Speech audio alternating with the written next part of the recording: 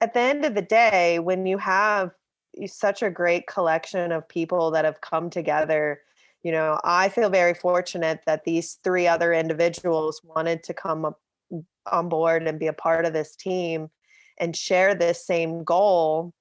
And we all were able to work together and make it happen, and without that, it wouldn't have gone so well.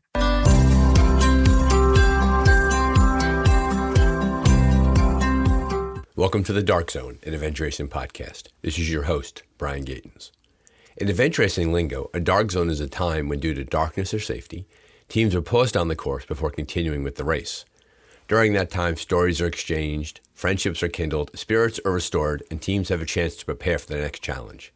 We hope that you make good use of this dark zone. We're glad that you're here. Welcome to episode 36 of the Dark Zone, your adventure racing podcast. Today we are joined by Team Hunting Bigfoot, Mary Foster, Misty Nielsen, Meg Hammond, and Sam Prestige. Recently completed the Endless Mountains Adventure Race held in north central western Pennsylvania this past June. They had a great experience, a strong team, a lot of communication before the race, a lot of communication during the race, and their experience was wonderful and challenging. And we're grateful that they bring their full selves to this interview. So for your long drives this July 4th weekend, sit back and relax and enjoy Team Hunting Bigfoot. So welcome to the Dark Zone, an adventure racing podcast. This is your host, Brian Gatens. We are joined tonight by Team Hunting Bigfoot, who recently completed the very successful and well-regarded Endless Mountains Adventure Race, which was held June of 2022 in Clarion, Pennsylvania. It was a 5-day, 120-hour course covering hundreds of miles. And from all accounts, it sounds like Hunting Bigfoot had a great experience. Mary, I'm going to toss it to you first. You're on the hot seat. Talk a bit about the race. How'd the team do? The team did fantastic. This was the first time that all of us raced together as a team. Our goal was to experience every part of the course. We wanted to stay what at the time we thought was full course, which meant touching every single section of the course that we possibly could without having to miss a section. That was our main goal. And our second goal was to get everybody to the finish line in as one piece as possible. And we hit both of those goals exceptionally well. And we had a fantastic time doing it. So many laughs along the way, taking photos, and just we called it the experience. We were taking the experience route in this race. So it sounds like from the very beginning that this was a new combination of teammates. And Sam, I'm going to come to you in a second, so you're up in a moment. New combination of teammates with a variety of experience levels between the four of you. So it was a bit of an experiment in teamwork, an experiment in distance and length. Sam, could you do me a favor? Could you mention who you are and could you introduce your teammates? Yeah, so my name is Sam Prestige. I've been doing adventure races in some format or another for about 10 years. This is my, Endless Mountains was my third proper expedition race, but I've done, I don't know how many 4 to 24-hour races throughout the mid-Atlantic and a couple different places. And Meg Hammond has been racing for a couple of years now. First proper expedition race as well, with a handful of races in the mid-Atlantic all over. And then Misty actually has been racing for like a year and a half, started in the pandemic, but this was race number 13 for her. And her first few were virtual races. So really dove into the deep end with 24-hour, 36-hour virtual races, and then quickly jumped to the expedition race with Mary, our team captain and founder / co-founder / of Hunting Bigfoot, mastermind of Hunting Bigfoot. And I think this is Mary and my second expedition together. But we've been following each other around in the woods in one way or another for 5 or 6 years. One of us would pop out of the woods and the other one would be there. And the checkpoint would most of the time be pretty nearby. So it sounds like one of those experiences where you were in each other's orbits along the way. And when the time came to put a team together, you were able to sort of all come together. Now, you mentioned that you had done 2 expedition level races before. What 2 have you done? Bam. Mary and I did C2C together last year. Literally the last thing that I did before COVID shut down the universe was finish C2C with Mary and Danielle, and then our other partner, Emmy. And then previous to that, I did Untamed New England up in Maine. I think that was in 18. And that was, Mary mentioned the experience route that we had on this. My Untamed experience was incredibly different, and it actually led a lot to the decision making for me, at least, on taking the experience route of this. Led to that, to make sure we could see everything, as opposed to trying to chase cutoffs or have not that I had a less than positive experience in Untamed, but have a more complete experience. So Sam had spoken about his experience at Untamed New England. The fact that he was bringing a big race, right? He was bringing Untamed New England 2018. I was at that race also, big race. Mentioned C2C, 3-day race. Expedition is a little tenuous on the definition there, but you were coming to that. Misty, you're an interesting teammate to have. Here you are racing a year and a half, and you've done virtual races. Is this the biggest, longest race that you've ever done? Yeah, it's definitely the longest race I've done. Before that, it was 36 hours, 2 rivers with Mary. So it sounds like the Venn diagram is interesting, because Mary is raced with Sam, Misty's raced with Mary. Meg, who have you raced with here before? None of these guys, but Matt Wilson, who Matt knows Wilson. Mary and who's knows raced Mary. with Mary. Okay, And so races there's with another M, by the way. So Matt, welcome to the podcast, Matt. And we'll talk about Sam's hallucinations later on, having Mary, Misty, and Meg as teammates. And so clearly, recognizing the fact that you were going to have the experience, right? That was the goal, right? You want to get across in one piece. You want to touch every piece of the course.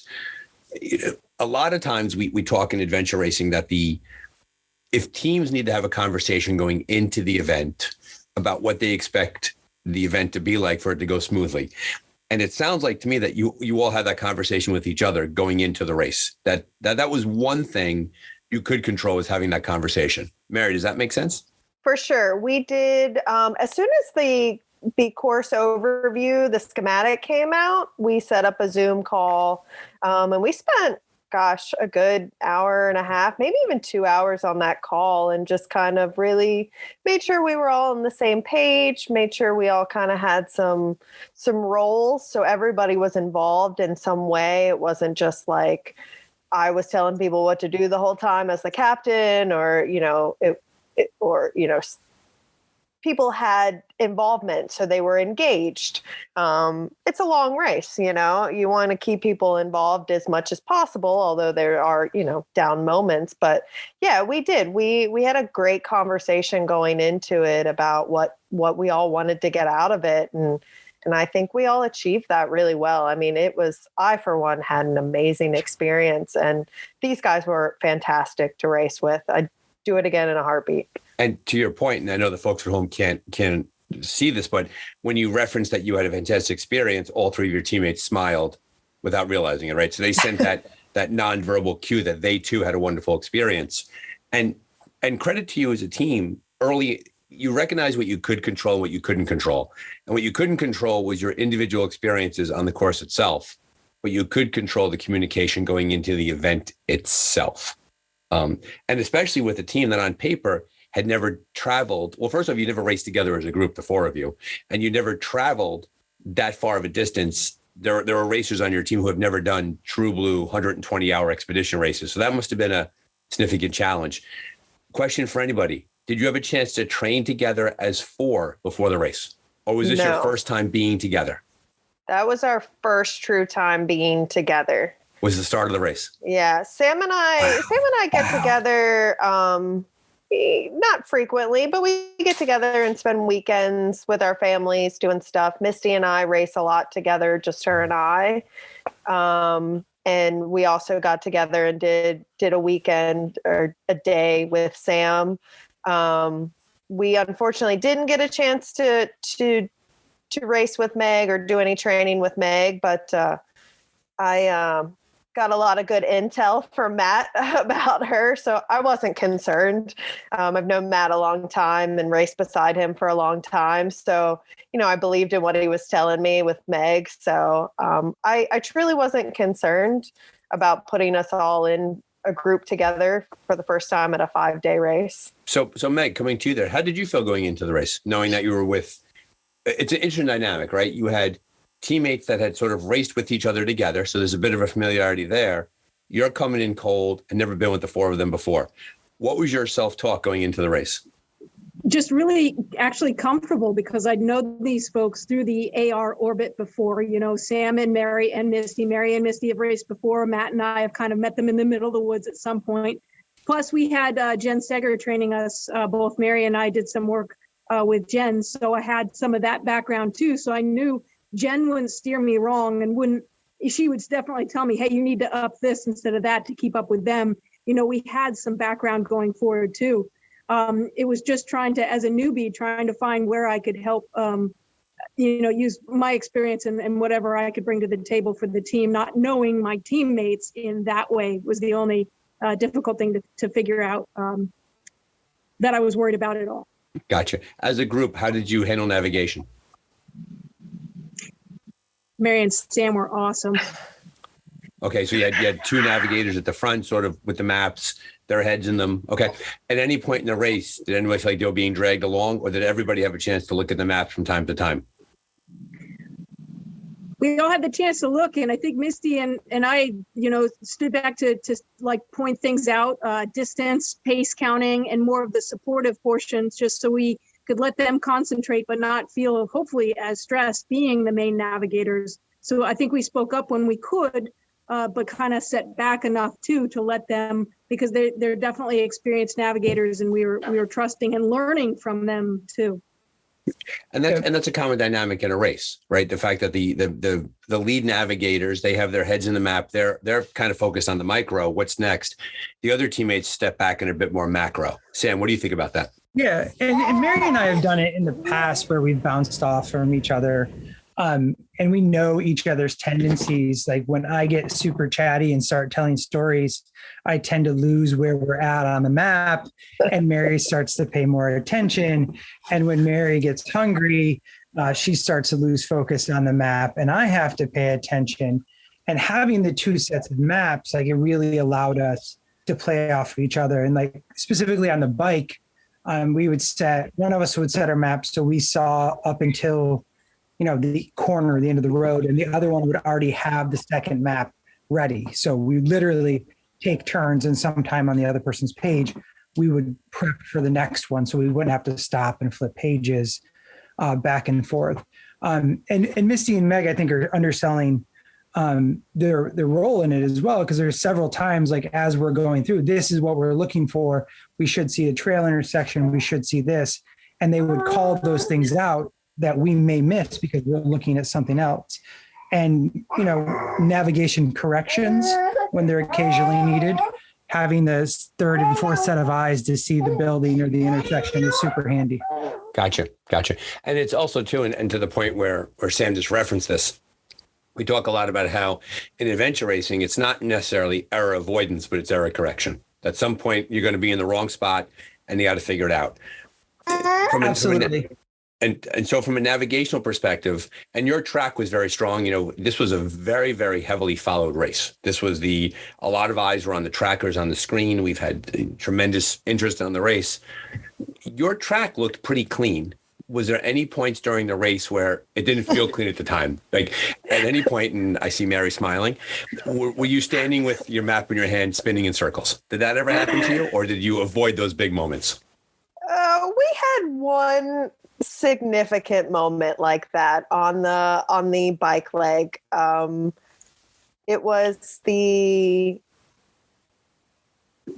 was it the second long bike leg? Yeah, coming out of the long trek. That would be Elk Country, stage F. Yes. It was late in the evening. We'd just come off that 24-hour trek. It was dark. We did that really long climb up to the Elk Country on top of the mountain there, Winslow Hill, I think it's called. And and Sam was on the maps, and I was a little disengaged because Sam was on the maps. So I was kind of taking a brain break, and we had some fumbles up there. And, in hindsight, it worked out because had we not had that fumble, we wouldn't have camped up out there, and we wouldn't have woken up and seen the elk grazing in the mist the next morning. Yeah, the pictures are amazing. So it sounds like when you got to that part of the race, I mean, a 24-hour trek, first off, a lot of us race 24 hours. So, I mean, you spent a lot of time on that trek, and that was a tough trek. That was the Quahana Wild Forest. And so to your point, when things kind of went south navigationally, you kind of cooled your jets a little bit, sat down, caught your breath, off we went. So Misty, here you are now, first big expedition race, you're coming into this. We all have pre-race nerves. As you look back on your experience in the race, did it turn out the way you thought it would? Was the experience the way you expected it, your self-talk in advance, or was it different for you when you got going into the race? I guess it's pretty much what I was expecting going into it. You kind of knew what was coming your way from what you've learned and what you've read, and it didn't really go south for you in any way. It was what you thought it was going to be. Oh yeah, not really. Definitely was dreading all the bike legs going into it just because I'm not as strong a biker as the rest, and lagging behind gets kind of demoralizing all the time. But otherwise, not too bad. Yeah. And it gets hard though when you layer on top of the fact that you feel like you're always playing catch up. I've been there myself very often. You race with strong people, there's an experience gap, there's things like that. And then all of a sudden you start telling yourself, am I slowing the team down too much? Right. That's where that kind of tracks in there a little bit. Yeah, we've all been there. Yeah, definitely. But then I have to remind myself, like, I'm better at other sections. Like, I'm a strong trekker and pretty strong paddler. So I'm not slowing it down completely just in that one section. Yeah. But making up for it in the other sections. It's tough to be with a teammate that, much like myself sometimes, lags at every single discipline. It's very good that it's only one, then you're pretty good. So very nice. Sam, navigation, you were going to say something. I was just going to comment that the errors that we did make were classic. Like, we forced the map to meet what was in reality. And we adjusted the scale in our mind. This bend is that corner. And if we had done the very basic thing of check the compass, we would have seen that we were going 90 degrees in the wrong direction and would have saved ourselves a fair amount of time going out and back. Thankfully, it was out and back on a road, and there wasn't a huge amount of topography.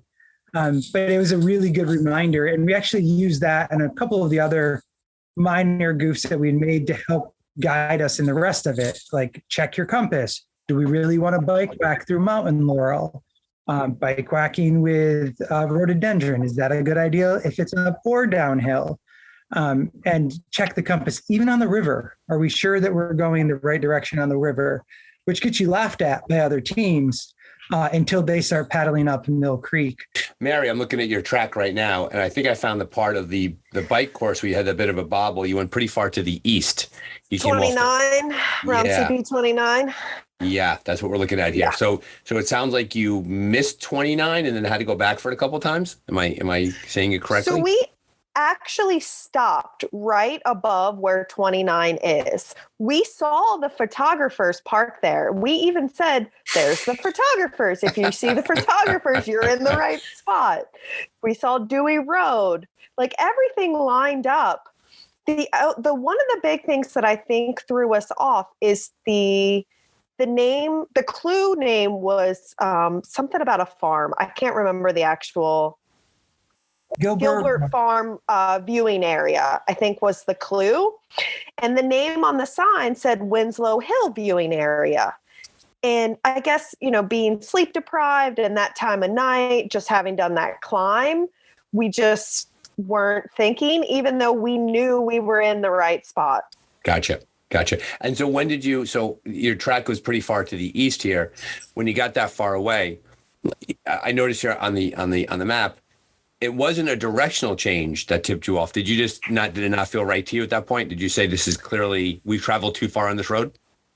That, and we stopped to look at the supplemental map, and on the supplemental map, there was another viewing area.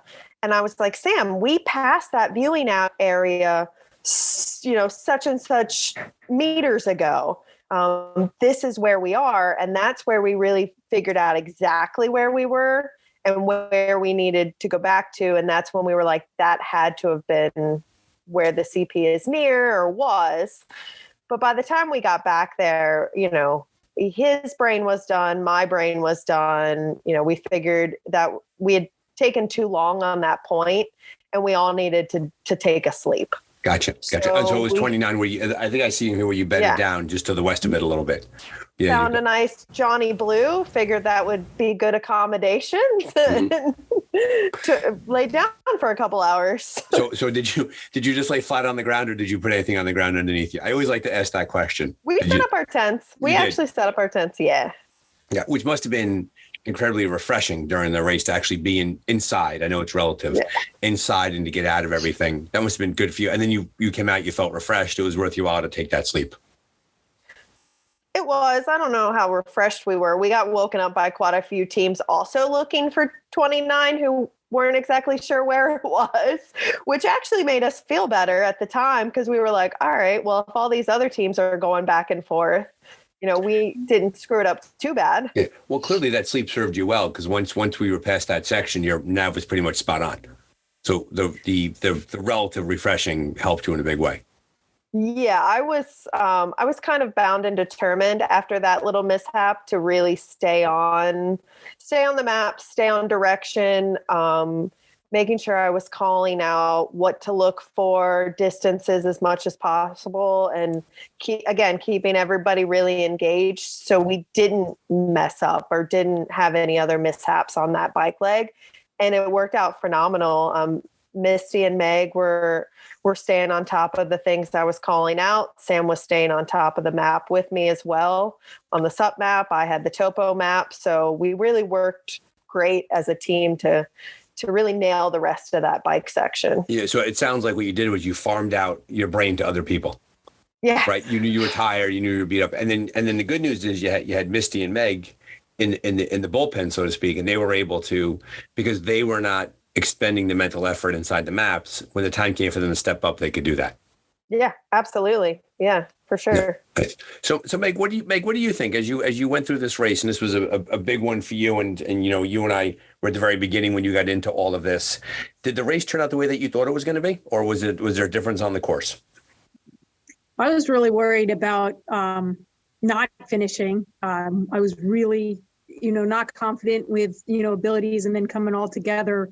So I was worried about that, but I knew that, it would just take some time, but we would definitely do as much as we can. So I know sometimes I can be a little bit of a negative Nancy when it comes to like injuries or just things that could go wrong. But no, it really went, when it was done, I was like, this was not as bad as I thought. And I thought that we just came together so well. It was really, little bits and pieces that didn't, but for the most part, we were a wheel that kept going. Gotcha. And so it was typical challenge, and I'll turn to Sam and Mary for this question because they have some experience here. It was typical expedition level challenges and struggles were clearly what it feels like. That's what you went through during the course of the race. Nothing really, no major curveballs. Any major mechanicals on the bikes? Bikes hold itself together? Yeah, no, nothing. Yeah, it was, and Sam can speak to this as well. It was typical expedition race type stuff, your brain fog, being in the map so long, you start losing it a little bit. But the camaraderie was great. Even though we had never all been together, we fit in really well together. Our personalities are blended really well. And, it was, I couldn't have asked for a better team.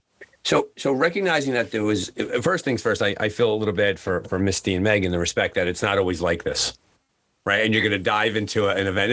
This 5 days. Let's go get them. No problem at all. And storm's going to come rolling in and knock you off your bike, and you're going to break a derailleur in the woods, and your pack raft is going to explode and all that sort of stuff, right? So, and revel in it now, right? It's great to have it go so well for you, and we know. And Sam is smiling knowingly And I think that you were fortunate in the respect that everything sort of held itself together.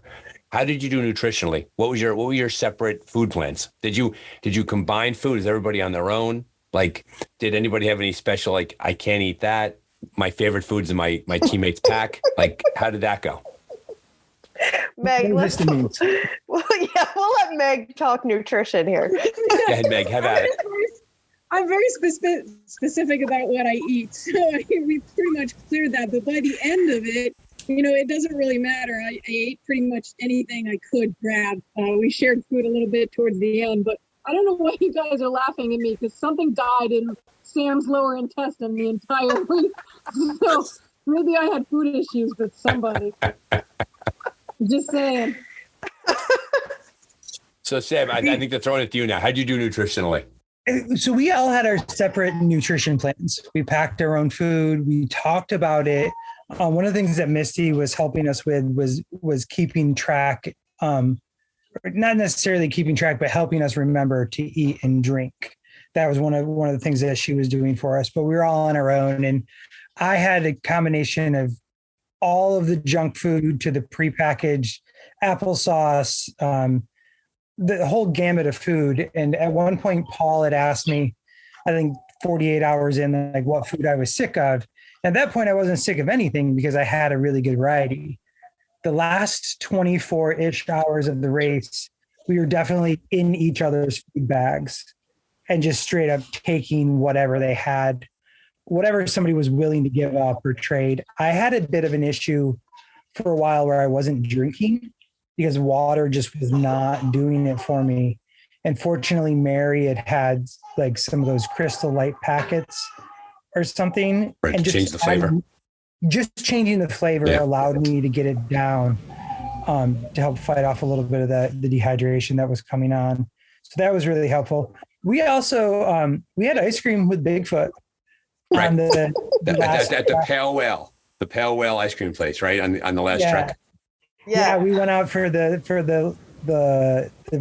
tower, the fire tower one, and on our way we saw like the flashing ice cream sign, and it was like moths to a fire, ice cream and giant sodas. We could have been third graders on a field trip at that point. We had a very nice moment during the race where Brent and I were looking to go find Wi-Fi. We wanted, because there was no Wi-Fi at CP37. We pulled into the Pale Whale parking lot, and when we got out of the car in our race shirts, the owner of the newest and was like, "Oh, you're with the race," brought us in, and basically we planted Brent underneath the antenna. I have a picture of him standing under the Wi-Fi antenna, doing a live Zoom message out to the masses. Because and so that we knew that ice cream, which was like a third of a mile away from the CP, they had banner business that day. Now, did they know you were with the race? Were they commenting on you when you were all sitting there with your gear on? I think they smelt us coming. Yeah. The jerseys were just secondary, but like the smell. Yeah, I was in CP37 and I was kind of clean and you all weren't. You had clearly, we knew you were coming a mile away. The good news is no bugs. The bugs leave you alone when you smell that bad. And you hit on something that I hope that we would talk about at some point. And I'll just bring it up now. You said the owner of the place knew you because of the race shirt. We talked to a bunch of random people on bike and in trails that we saw throughout the way. And even while we were paddling, people were cheering for us and they were like, in this mountain. So something Brent and Abby or you or somebody did with the process is the community knew what we were doing and why we were there. And I've never had a race where random people on the bank of the river would cheer for us, knowing that we were coming through, or people when we were going up a trail would be like, "Oh, you guys are with that event," and like give us support. And that was a really amazing experience as a racer to have that and have the community support around it, and not just people looking at us like, what are those weird people doing now? Yeah, we can't say enough about the various Punxsutawney, Ridgeway, Clarion, Clearfield County, like just add in the name Bilgers Rocks. The response that we found from the community for the event, they're very proud of that area and they're proud to show it to the world. And they couldn't do enough for us in terms of promoting the race. There was the local newspaper, the Clarion Journal, I might have that wrong. They were publishing daily updates on their website. Like they were actually filling people in. And so it was a really, really nice response. On top of that, now that you're home, you probably have a sense of the social media facing of how many people were watching outside the race. I mean, the Attack Point, which is the website that venture racers tend to follow, the thread on Attack Point for the Endless Mountains has over 500 comments on it, right? So clearly this captured the interest of a lot of people. And that was great. I've been, like I said earlier, I've been racing for 10 years now. So my wife has been putting up with racing and racing antics for 10 years now. And after we got to the finish line, I called her and she said, like, I knew what was going on with the race. Like, I knew what was happening because there was so much reporting. And she's like, I understand why you dot watch when you're not racing now, because you can see what's there. And just like her and my relationship, like we're able to talk about this race more than we have any other race in the past because of the coverage. And family and friends that I shared the link and the trackers with and the Facebook pages with prior to the race, like, have some concept that, like, we're not doing an obstacle course race and it's not a off-road triathlon. Like, the photos and the coverage and the explanation of the dots really, really added to the overall experience, like bringing our family into it.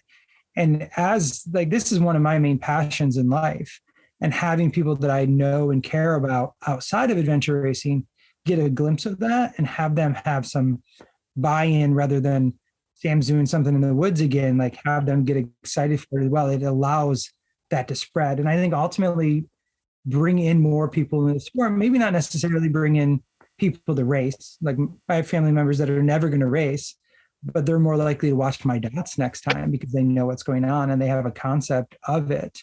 And I think that's really, really exciting. Again, credit to Brent and Abby and the media team, social media team, and the guest commentators, and the actual media of the news channels and whatnot that covered it. Yeah, to that point, it feels like a lot of things kind of came together simultaneously, right? We had a very active dot watching crew at home with Andrea and Barbara, Alyssa Godesky, and everybody who was on the home side watching, combined with the on-site media with the photos going up every day. There was this sort of and the quality tracking from Mark Harris at Enable Tracking. So that all the pieces came together. I tend to think that one thing that happened with this race, and maybe you're seeing it now that you're on the back end of it, is that this has kind of changed the dynamic for what race directors are able or willing to do during a big race. And I'd be willing to bet going into Endless Mountains 2023, it's actually going to go up a bit of a notch too. I know I'm kind of speculating that we may see almost like, I'm going to use the word anchor desk. Let's not get too serious here, but like in transition areas, that we may have live coverage out of TAs, like at TA 4-5, which was that abandoned quarry pit that you all had a chance to enjoy and really revel in. That would have been a great place because teams were coming through there over a 24-hour period. That would have been a cool place to do some live reporting from. So things like that. It was also cool, the race, just the format of the race with 4-5 being a shared TA. Every team was there twice, which means that we had the opportunity to see every team. And in some races, when they're super linear, if you're not in the front, you may see a team and then you may not see a team ever again. But the format of this race, the literal way that it was set up, we saw, I think, every team out there at least once. Right. We got yelled at by one team because we woke them up in the middle of the night because one of us was giggling about cookies while we were mending our feet. But we crossed paths with so many teams that we met for the first time, and people that we either raced with or done their races in the past. So it was really cool to see that. Well, at the same time, we're in the middle of nowhere, like proper middle of nowhere. But we know, like, we see people in passing on the trails or bushwhacking through places. It was really, really, really cool experience. Even like we're mid-pack for this race. Yeah, well, I checked. You finished in the top 50%. So you're right there. You're a solid mid-pack expedition level team. And that was our expectation. That's what we wanted. But even as a mid-pack team, like we saw Bones, we saw Bend, we saw Untamed, we saw Rib, like we saw the folks that won, and not just like at the start line when they sprinted away. So it was cool to cross paths with them in different ways. And I think, again, from the racer experience, that is a really positive thing to know that, like, they're still here. They're still doing this stuff as well. And the shared TA with the whiteboard, seeing that like, oh, they were out there for 20 hours or 25 hours or 28 hours as well. They might have done 15 or 20 more miles than us in that time frame, but that's secondary. Right. And we were saying, I was on a call earlier with somebody else. One thing about this sport is the only thing that you're judged on is your effort. Right. That's what we have here. And inside the team too, it sounds like inside the team that nobody was ever getting dragged along. It sounds like there was equal effort on the team and everybody brought their own strengths to the table. Right. And for some people, and I think qualifies for Meg and Misty, school was in session. Right. It was time to learn things that you didn't necessarily know. And Mary and Sam, because you've done this type of racing before, while you still learned a lot, there were still things that you brought a bit more muscle memory to the table than we were seeing before. So let me turn to Meg and Misty. What did you learn during this race? What was the thing? What part of your adventure racing brain really developed over the course of this race?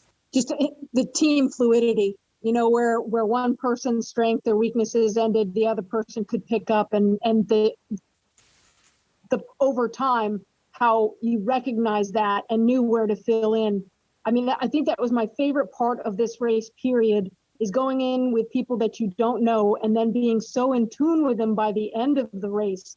You knew everything about their emotions, their being, whether they were quiet for this reason, whether they're hungry, their medical condition or whatever.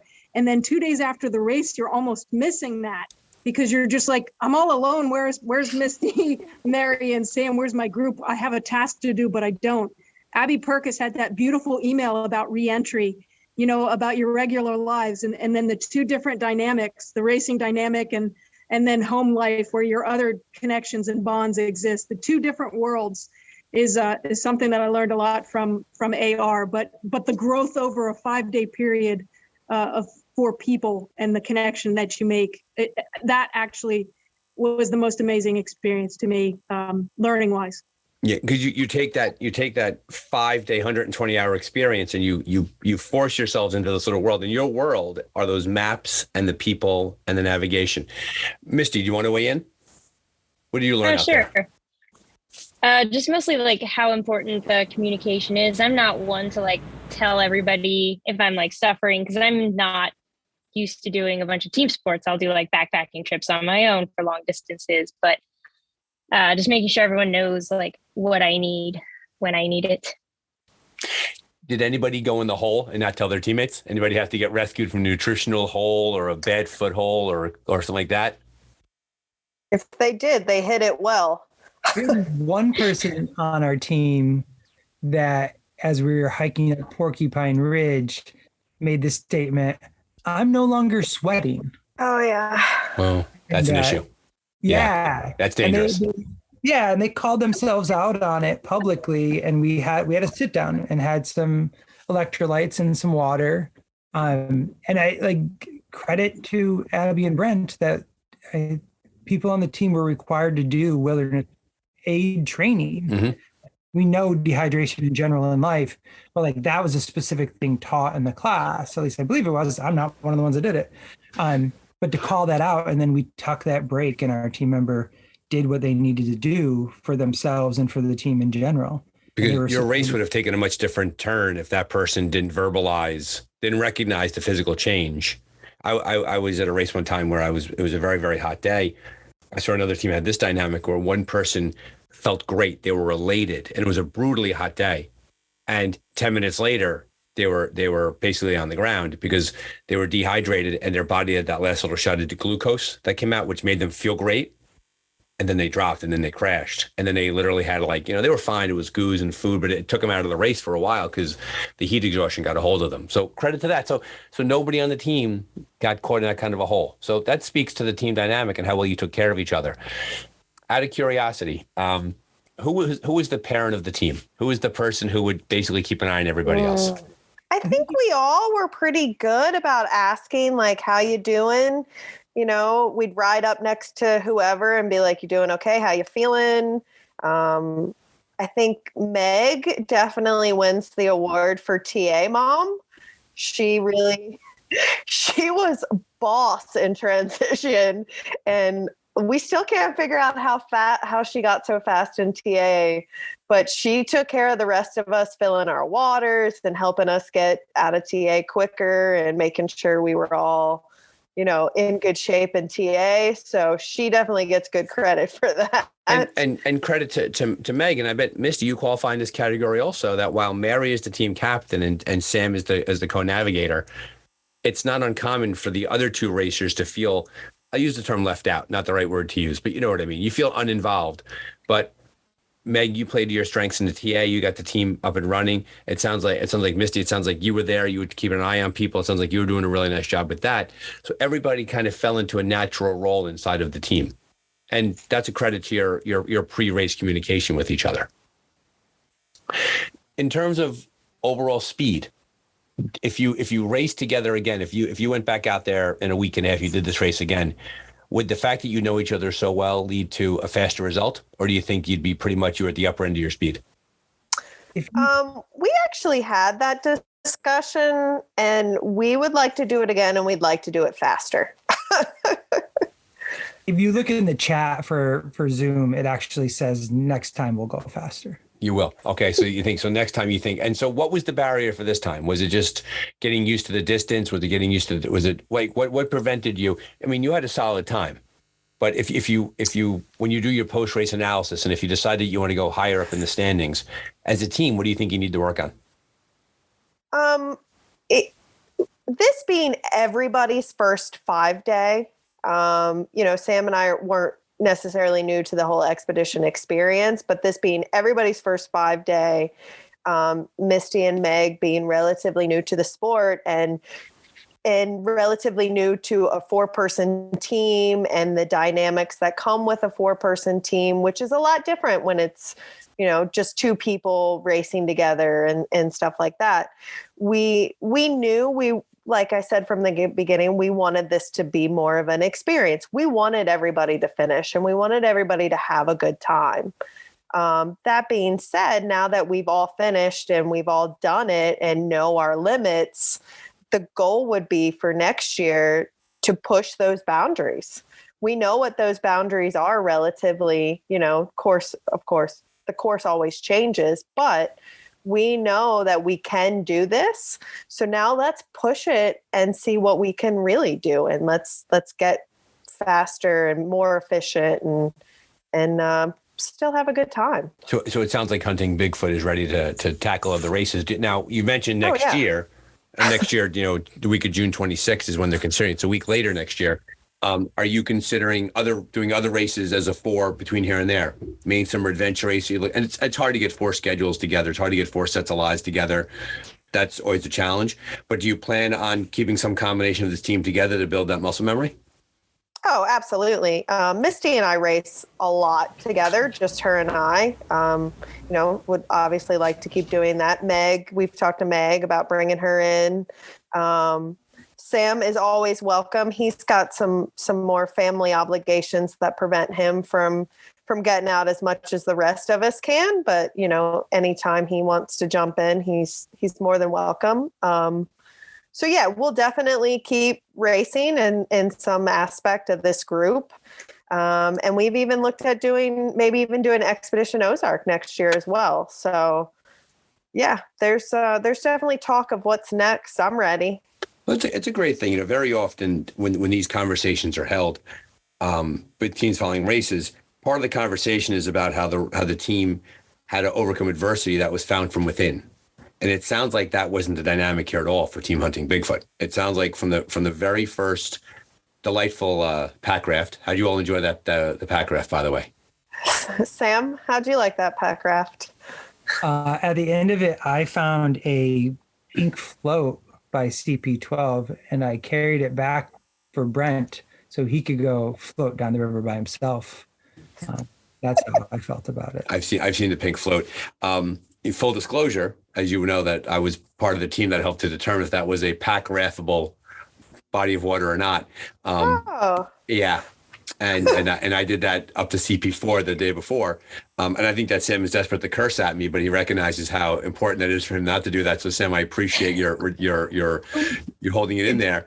I thought, as they say, it's always a good day to take your boat for a walk. Right. And that's what you had a chance to do. Yeah. It was Hike a boat. hike a boat. Yeah. It's part of it though. It's part of the challenge. It's like, if you want it to be nice and easy and smooth and like no complications, then, well, you're in the wrong sport to begin with.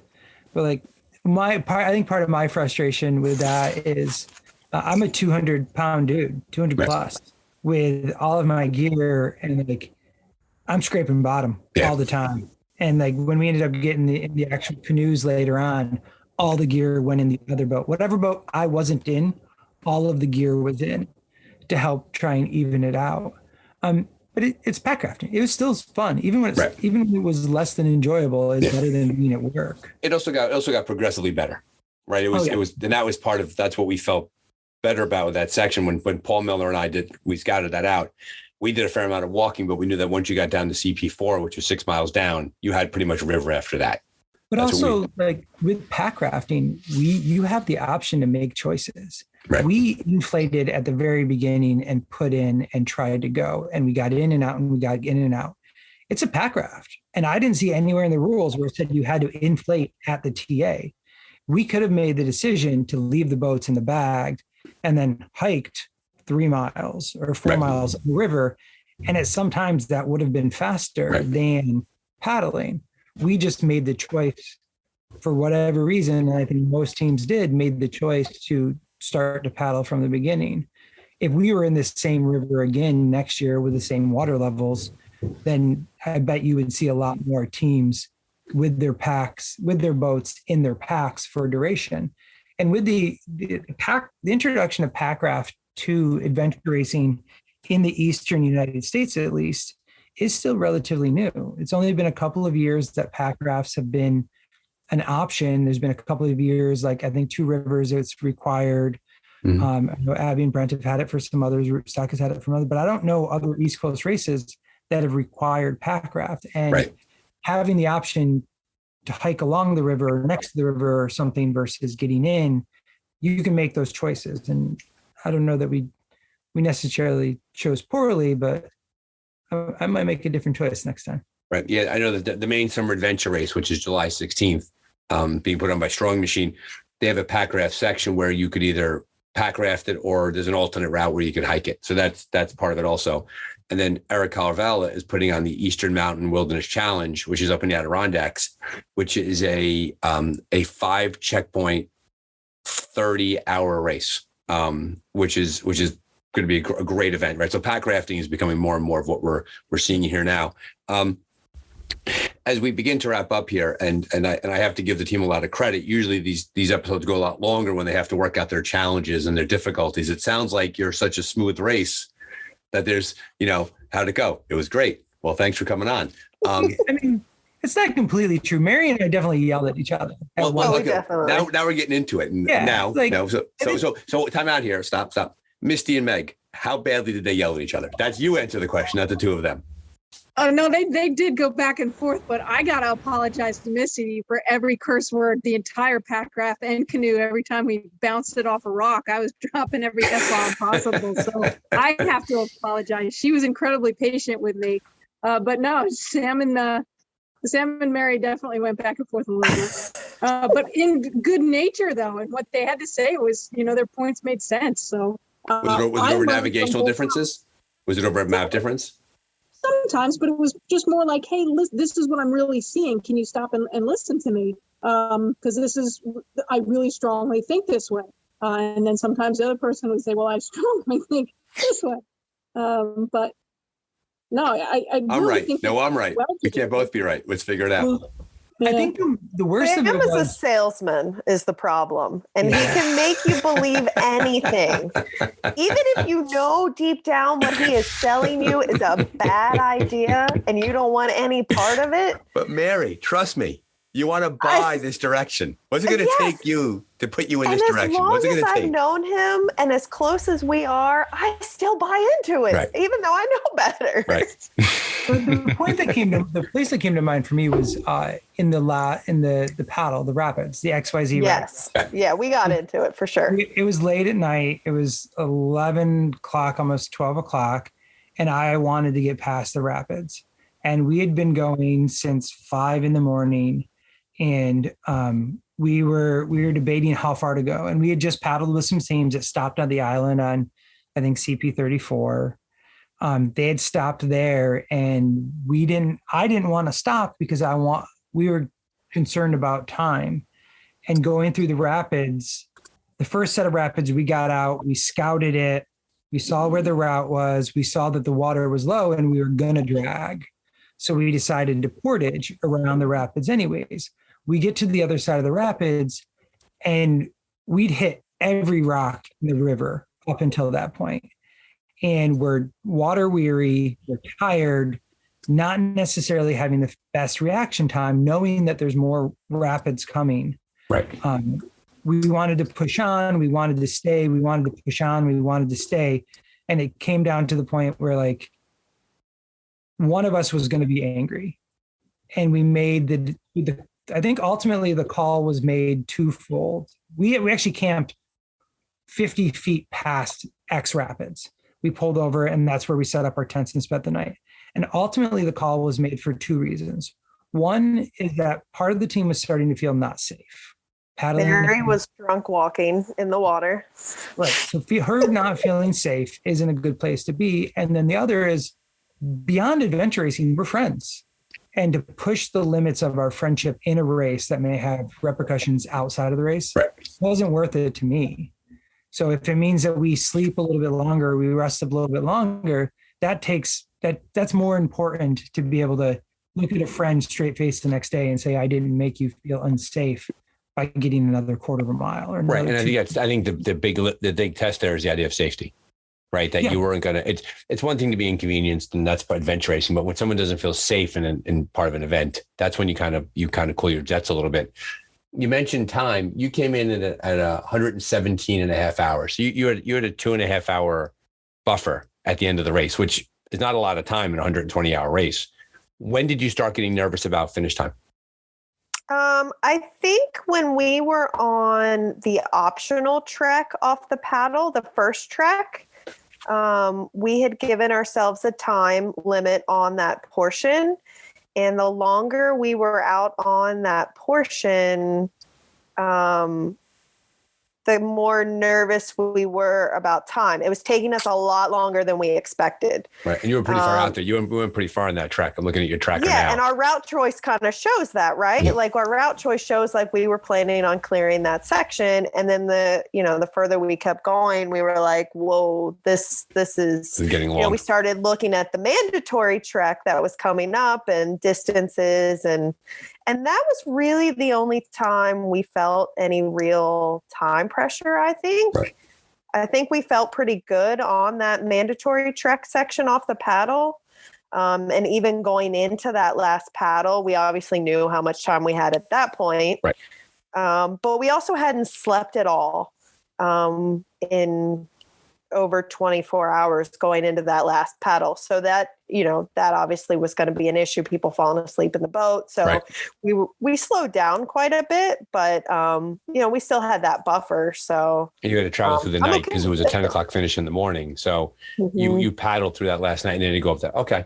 Yeah. Yeah. I mean, we went into it as soon as we got off the boats to go out on that trek, we knew we wanted to get as many points, hoping to clear that section. We started off at a really good clip, moving quicker probably than we had in quite a few hours, maybe a day, trying to make the most of our time there. When did you feel like you passed the halfway point? What section, what stage? Did you say we were turning for home? I think for me, it was the big trek, after the big trek. After Quahana. Mm-hmm. Okay. Yeah, I've heard that. Did everyone else agree with that? When did you feel like the race was starting to go there? Misty, I see you nodding your head. You think that makes sense to you? Yeah, after the big trek was definitely our halfway point. But once we got onto that canoe, that was like the home stretch for me, at least.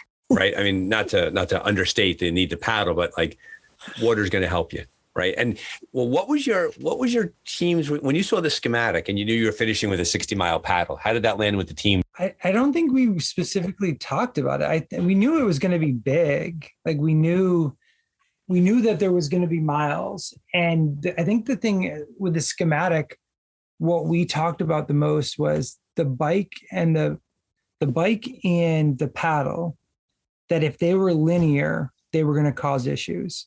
Because if they were linear, there's nothing to cut. You can't cut a 60-mile river paddle. Right. A point-to-point bike, you can't cut. Right. You got to cover the distance. Brett and Abby's course design, both the 70-mile bike and the 90-mile bike, we were able to cut and stay full course. The 60-mile paddle is just like, some days you get the mashed potatoes and gravy, some days you get the lima beans. That was a couple servings of lima beans. Yep. The only way out is through. Okay. And we had made the decision too that we wanted to get to that paddle or start that paddle with hopefully enough time where we could get out of the boat and go and get at least 1 point on the first trek. And then of course the Mandos on the second trek, because we knew how important mentally it would be to get out of that boat for any amount of time rather than just having to paddle past that first optional checkpoint area and doing 40 some miles straight through. That just would be mentally That's a hard. long, hard paddle. I mean, because when you're tired, paddling is just the rhythmic nature of a paddle just kills you for staying awake. And also Right. paddling is, I don't know that for me, it's the aspect of the sport where I could use the most work. There's the most room for growth in my paddling. We'll put it that way. So to get out and do something on foot, something that I know as a foursome, that's one of our stronger points. So to play into that, having the paddle, be able to break the paddle up. And that goes, Mary helped set our time goals for each area. And I think there was 35 hours allotted to the paddle and the final 2 treks. So like working backwards, putting in some sleep, 39 hours is when we wanted to start that last paddle in order to give us time to do both of those. And when Mary mentioned earlier, like our goals, that was one of our things that we looked at. This is the allotment of time. And for the most part, we stuck to the hours we had allotted for each segment, which allowed us to get out of the boat and get the points in the first optional, and to like not freak out that we took 20 minutes to eat ice cream. Right. And we took maybe some unnecessary selfies along the way and like giggled at things, but we had a little bit of time. So, And that speaks to the idea of the experience. It's very much the experience. We weren't going to win. We knew going into this we weren't going to win. Right. It wasn't an option. But I think if you counted how many laughs and how much fun and the joy of a race, I think ours would be right up there with any other team that completed the race. If you measured it in that way, we probably won. And I'm okay with that. Yeah, and that came up during one of the Facebook Live broadcasts. We were talking about that, how we recognized during those broadcasts that we were talking to a community that didn't know a lot about adventure racing. And so we talked a lot about the idea that we need to redefine what victory means. We need to redefine what winning means. And you just touched on that, getting through the race course, finishing in one piece, finishing as friends, that's what we count as a victory. Where a lot of non-adventure racers, they live in a world in which it's a binary equation. If you have more points than the other person, you won. If you have less than them, you lost. And we really kind of, we have to reinvent what that means for a lot of people. Having the race only finished a few days ago, but you haven't had a chance to process it out. If you were asked to speak to someone considering a race of this length, what piece of advice would you give them going into it? What was the thing that you did best in preparation for the race that served you best out on the course? Meg, let me start with you. Mental training. Just have a plan going in, one step at a time, one leg at a time. Don't quit. Ride the ride. Like I'd heard through so many podcasts, you're gonna have your downs. Just know that they're coming, and you'll get through them. You're gonna have your ups too, and they pass just as quickly. So have something to eat, take a break, start back over, do whatever you have to do to get through those downs, whether you're screaming at the rocks or whatever. But you will get through it, and know that. Right. The old expression, right? No matter how you feel, it's going to pass. It will. Right. Yep. And that's when it's good and when it's bad. It's going to pass eventually. And there's some wonderful points to it. You wake up and you see the elk grazing in the pasture. I mean, that's just holy cow, right? The pictures. I mean, this has been in the Facebook headquarters. They're wondering why everybody's changing their profile pictures. Everybody's profile pictures are becoming elk and people to finish line. I mean, what an amazing, I have to tell you, it killed me to import all those elk just for the race. I had to go really, really far to get them, to put them there for all of you. It was actually Paul Miller and I were actually in elk costumes. That's the big secret of the race. Misty, how about you? What's the one thing you did that really set you up for success here?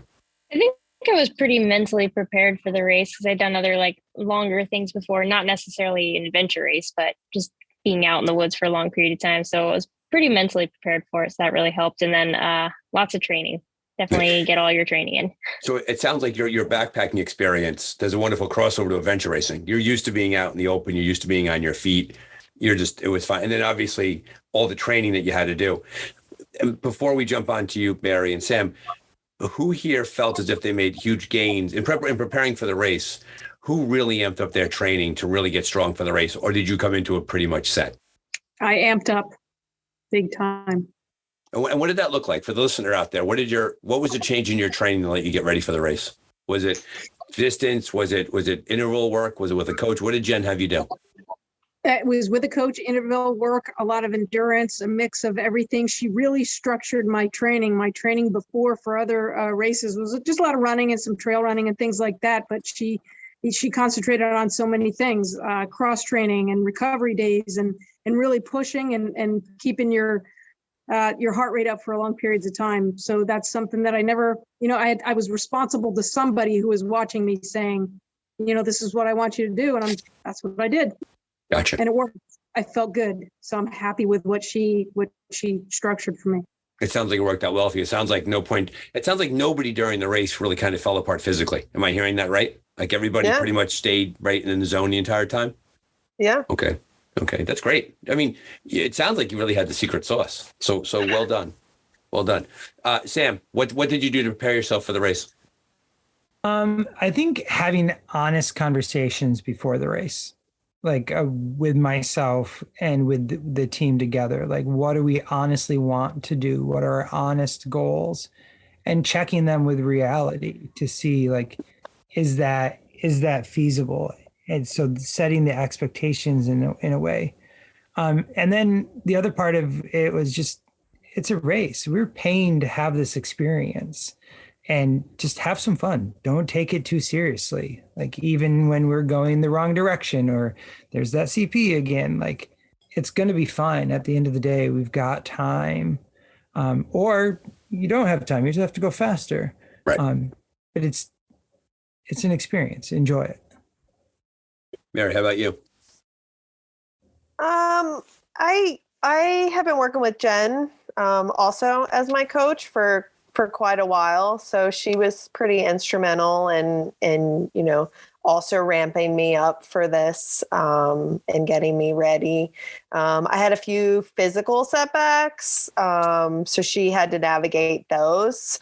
So those made me a little nervous going into it. But I think, kind of echoing what everybody else said, at the end of the day, it's, managing your goal and your mental capability, just as much as physical. I've been racing since 2013. So deep down, I knew I had the physical. It was, staying on top of that mental health, and the positive self-talk when things were low, to get you to the next high point, whatever that, would be, but you knew it was coming. I think that's really what did it, And the team. I mean, at the end of the day, when you have such a great collection of people that have come together, I feel very fortunate that these three other individuals wanted to come up on board and be a part of this team and share this same goal. and we all were able to work together and make it happen, and without that, it wouldn't have gone so well, So Yeah. I, for one, feel very fortunate to have these awesome people out there with me. Yeah, there's no doubt about it. And I speak to a lot of adventure racers, both as part of the podcast and just in general, because I find it a fascinating community. And I know a lot of people out there that just can't find the right people to race with. Like they just can't get that. They race with people and either the speeds are different, the attitudes are different. Sometimes if you can't find anybody to race with, it's not them, right? And it sounds like it's you as a group that you've kind of stumbled upon each other in very positive ways too, because there's that Venn diagram of who knows each other and who races together and all of that. So congratulations, congratulations for having the experience you had. It's wonderful. It's wonderful to sit here post race and talk with a team that is just positively glowing with the experience. And I think that's a fair word to use to describe how you all are right now. Oh yeah. And I'm assuming that Endless Mountains 2023, are we going to see a repeat of the team? You guys are going to try to get there together? Has that been decided, or you're trying to figure it out? I would love to. I would absolutely love to have a repeat of this same team going back into it. I know we briefly discussed it. I think Meg might have another obligation for something with the Special Olympics, which I'm super sad about, but completely understand. But it would be hard to replace her if we would even be able to. Right. Well, the good news is if she can't make it next year, whoever the new teammate is, just call that person Meg, because that'll make them feel really good. Or well, say a it's got lot. to start with an M, right? Yes, we need to find another M. No, any letter but M. Any letter but M. Make sure during the race you say to that person, listen, Meg, you're not quite Meg, but it's okay. We're going to call you that, and that'll go great. No. They'll like that at hour 90.